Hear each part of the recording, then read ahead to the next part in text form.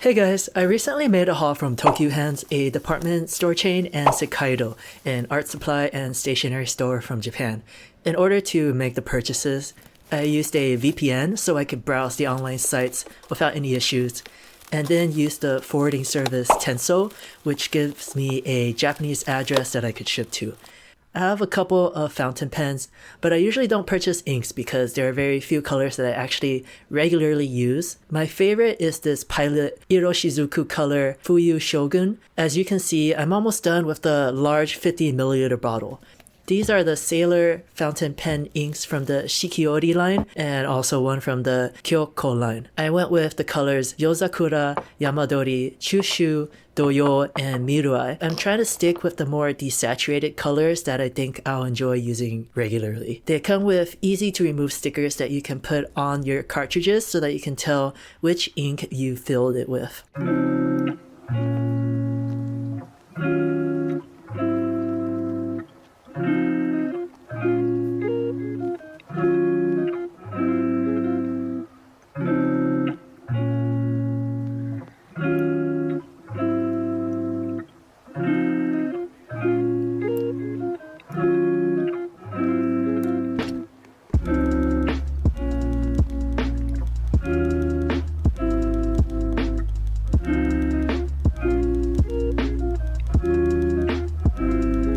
Here are the beautifully packaged Teranishi guitar fountain pen inks from the Taisho Roman Haikara collection with colors dedicated to early 20th century Japan.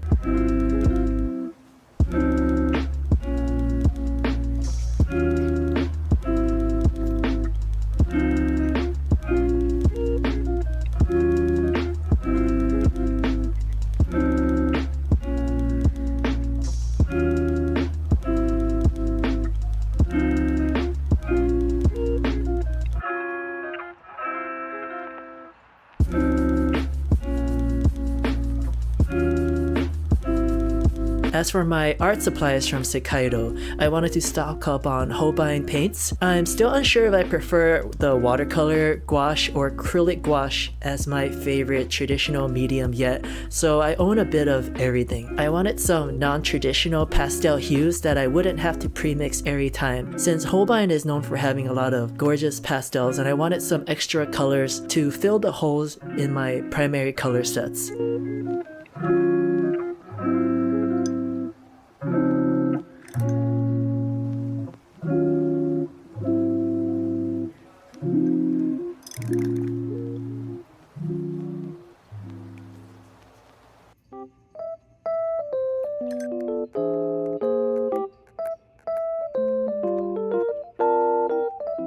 Additionally, I wanted to try this cute set of Kusakabe macaron watercolors. If you're concerned that light colors like these have low color payoff, these colors are vibrant and strong even though they're pastel and are pretty creamy for being pastel.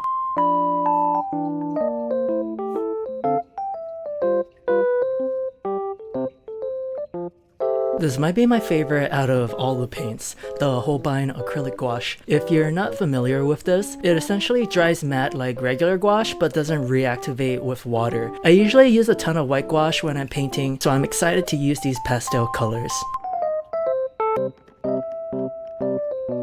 Here are the swatches for both the Kusakabe macaron watercolors and the pastel acrylic gouache. Lastly, I also got this cool printable washi paper, which I have absolutely no plans for yet, so if you have any suggestions for me, please leave it in the comments below. Taking a break to try the boba vending machine at our local Walmart. There are a high density of these in Japan and South Korea, but I was really surprised to find one here. My friend said to try the fruit one because it's less likely to be bad. Oh. It was obviously by default very sweet, which was too much for me, but I think it was as good as maybe a mid-tier boba shop's tea. But since we have so many freshly made teas in shops here known for good fruit tea in our area, I don't think I get it again, even if it happened to be in a convenient location like a Walmart, because the price is the same as a store that's just maybe down the street. In celebration of the Dragon Boat Festival, we're supposed to eat Zongzi, which are sticky rice dumplings wrapped in banana leaf. My parents gifted us this box. And to be honest, I've never had boxed preserved zongzi before. I usually get them from local Chinese restaurants or I eat homemade ones, so my standards are pretty high for them. Okay, come. Let's open it and cook it. I'm so scared. Huh? Okay. It looks normal so far. Okay, we'll cook this one. I think this one's just for eating, right? Like some kind of dessert. It's really sticky, it has like weird jelly stuff. I'm going to sample these 5 mysterious zongzi. I say mysterious because there's nothing on the package that dictates what flavor they are or what their fillings are at all. So I'm just gonna cut into each of these and try them one at a time. Oh, this looks like it's gonna be a sweet one already. I believe that is red bean. I don't really like sweet zongzi. I prefer the savory ones. But the texture of the red bean, at least after steaming it, it's pretty good.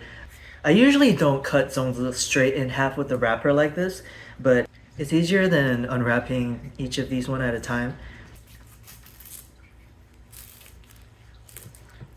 Okay, we got a savory one here. All the filling went on to one side. I thought this would be a savory one, but it's also a sweet one. Red date with some kind of sugar syrup? I'm not sure. The flavor of the filling is very, very mild. It's like barely there. Yeah, that's definitely a piece of pork. I like this one. I also can't really tell what flavor this is. They ask you how you are, you just have to say that you're fine when you're not really fine. I think I dug out a piece of shiitake. I don't know if the other one had maybe a piece of shiitake hidden inside it, but this is the only difference I could find. It tastes exactly kind of similar to this one. I don't even like it. I don't know why I keep eating it. The box was really gorgeous and makes it an amazing gift item, and the zongzi themselves were not bad, but I only usually like the savory flavors anyway, so most of these are not for me personally. More of my consumer sins came in today. I have a huge box here from Taobao where we used 42 Agent as the forwarding service to purchase from this time. As of this video, they're no longer available, which we're pretty put out by, but here is what we bought through them before the site was shut down. First up is this official MiHoYo Xiao umbrella. Honestly, it's way bigger than I thought, and it's very heavy in person. I used it at Universal Studios, and although it definitely protected us from the sun and looked amazing, it became a chore to carry around eventually, so just something to keep in mind. I can hear an echo when I talk in here. One gripe that I have is that this button to press to open and close the fan is really hard to get open. Like, it's not a click, it's like a piece of plastic that you have to depress, so it's not very smooth. Oh. Also from Genshin Impact, we bought this slime jar, meant to display these mini slime blind box toys you can buy from them. We wanted the jar to be full, so we got enough to fill it up.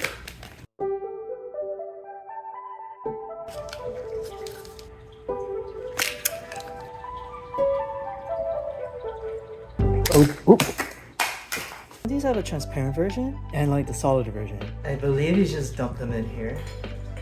It's kind of weird that it stands up on the opening portion of the jar, but it's a fun idea and looks really cute on display. We also got more Hilichurro plush keychains. But you could choose to have it, I guess, alive, or basically it's dead. This is the Wanderer Impression scarf and the matching pants and shirt. So big I might use it as an airport blanket. I'm a little bit worried about the tassels, but I just have to be careful with it. And just like the Xiao items, it also comes with a Wanderer keychain. These are the longer pants, and they almost wear like a hakama. Oh, this is the vest. So it's just a plain knit vest that goes on the inside. And this is a collared shirt. I don't think I could ever cosplay as Wanderer, but I really like the look of this apparel set that MiHoYo designed. And then this is our huge sock haul. We love getting weird and funny designs from Taobao.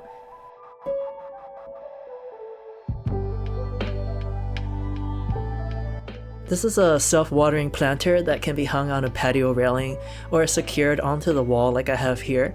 It has a watering spout and a meter that tells you when the water is full, but I think that my meter is broken because it doesn't rise even when there's a lot of water.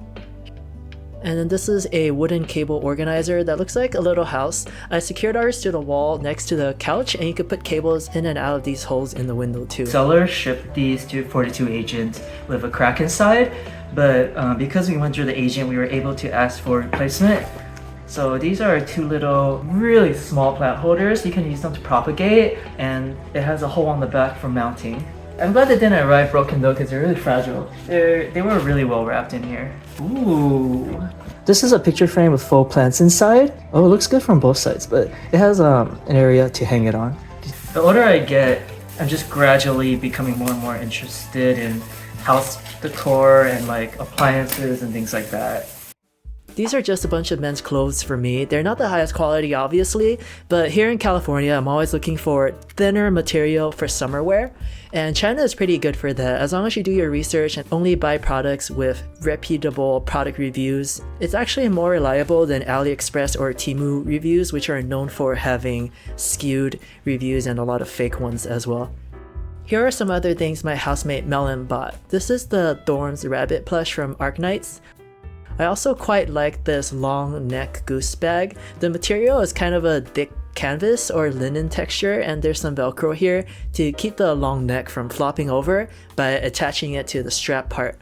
I might steal this goose to bring to a convention someday. And as always, thank you for sharing some of your time with me today. Hope you all stay healthy and happy, and see you next time.